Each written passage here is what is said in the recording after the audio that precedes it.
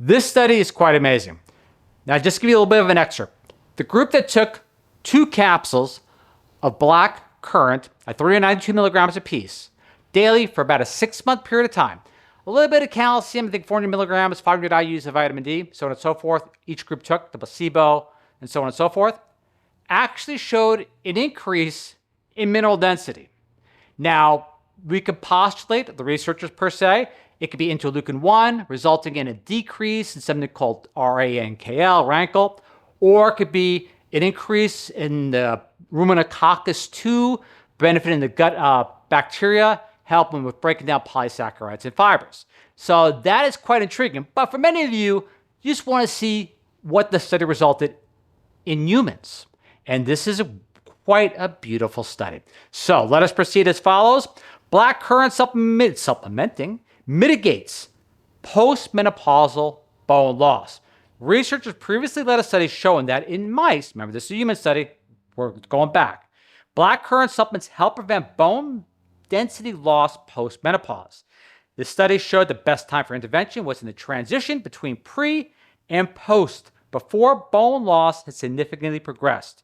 With these findings in hand, the researcher and her team wanted to see if they would translate to a human population. And here we go into the methods. We're going to go in a little bit detail towards the end, but for right now, this excerpt works well.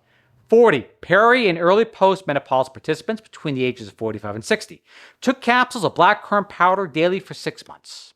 Participants were randomly assigned to either 1 capsule, 2 capsules, or a placebo. Each capsule was 392 milligrams. Remember, the best results were in the 2 capsule group. The researchers found that the supplements prevented the loss of whole body bone mineral density. The group that took 2 capsules actually showed overall increases in bone mineral density at the end of the 6-month trial period. And I will reiterate that. The group that took 2 capsules actually showed overall increases in bone mineral density at the end of the 6-month trial period. The hypothesis, how can this be? They found that the blackcurrant supplements decrease levels of proteins called interleukin-1 beta and RANKL. Interleukin-1 beta stimulates the expression of RANKL, which causes the resorption and thus decrease in bone density. The reduction in RANKL, RANKL, is important because that can cause shifts toward excessive bone resorption. So they wanted to see a decrease in that. The studies did show a decrease in RANKL was directly correlated with an increase in whole body mineral density at the end of 6 months. Taking the supplements also increased the bacteria found in the gut microbiome called Ruminococcus-2. This led the researchers to infer that it could be one of the bacteria driving the protective effects that blackcurrant has on bones. Hypothesis, postulate, however you want to word it. It's all related, and there's a lot of research showing that the gut can regulate various symptoms in the body. These bacteria help degrade polysaccharides and fibers. This is the key function to transform the foods we eat into available energy for our bodies to use. Now to bring it home to the conclusion, quoting, if blackcurrant supplements can improve bone density without the same side effects, it can prove an effective alternative for this population. The study shows that blackcurrant may be a potential dietary strategy to help in preventing post-menopausal osteoporosis, according to the researcher. As the group continues to study the relationship between blackcurrant and its benefits on the body, they will complete additional studies seeking to better understand why exactly they are seeing their results. Quoting, we want to learn how all our findings connect to each other. Conducting that multifaceted research will really paint the picture of how everything works, the different mechanisms, and what we can do for the next steps. And as promised, I'll show you part of the trial recruitment here. It gives you a little bit more detail in regard to the methodology being utilized. And you can see here, they took, 400 milligrams of calcium, each group did, including the placebo, and 500 IUs of vitamin D.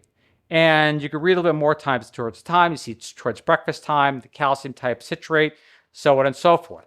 So that's quite intriguing to look at. But you think about it. You go, how can blackcurrant potentially result in increasing bone mineral density in individuals? It's not a calcium supplement, it's not a vitamin D supplement, it's just basically blackcurrant.